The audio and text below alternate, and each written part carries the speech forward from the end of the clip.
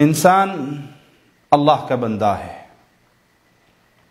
عبدیت کی نسبت انسان کی صرف اللہ مالک کی طرف ہی ہونی چاہیے۔ عبداللہ، عبد الرحمن، اللہ کے ناموں کے ساتھ سے پہلے عبد لگا کے نام رکھا جا سکتا ہے، لیکن انسان کسی مخلوق کا بندہ نہیں بن سکتا۔ یہ نام درست نہیں ہیں، عبد الرسول، عبد النبی، عبد العلی، عبد الامام، عبد الزہرا، کیونکہ انسان اللہ کا بندہ ہے تو یہ اپنی نسبت عبدیت کی صرف اللہ کی طرف ہی کرے گا۔ عبداللہ اور عبد الرحمن ہی نام رکھے جائیں گے۔ آئیے اس مسئلے پر رسول اللہ صلی اللہ علیہ وسلم کے چند فرامین سنتے ہیں۔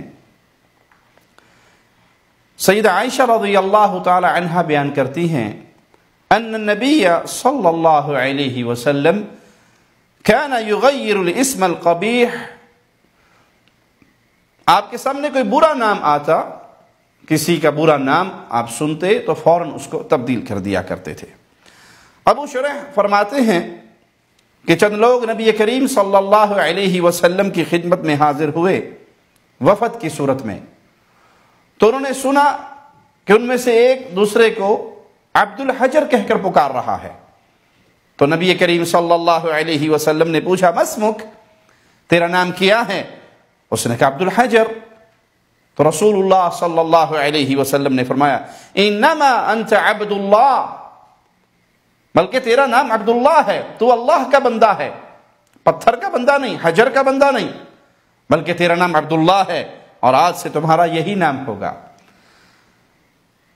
تو عبدیت کی نسبت جب بھی ہوگی وہ ان ناموں کے ساتھ، عبداللہ، عبد الرحمن، عبد الالہ، عبد القوی، اللہ کے نام کے ساتھ یہ نسبت جوڑی جائے گی۔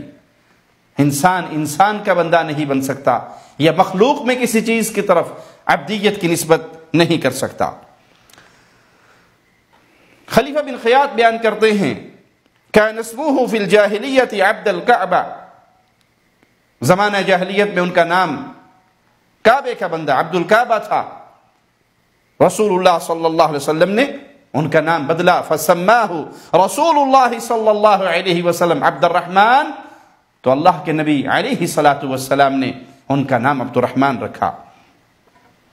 آج بھی یہ عمل اکثر لوگوں کے اندر آپ کو مل جائے گا، محبت میں آئیں گے، پیار میں آئیں گے، عبد الحسین نام رکھ لیں گے، عبد الحسن نام رکھ لیں گے، عبد المصطفیٰ نام رکھ لیں گے۔ بندہ بندے کا بندہ نہیں بن سکتا، بندہ جب بھی بندہ بنتا ہے وہ ایک اللہ کا بندہ ہے اور اپنی عبدیت کی نسبت وہ صرف ایک اللہ کی طرف ہی کرتا ہے۔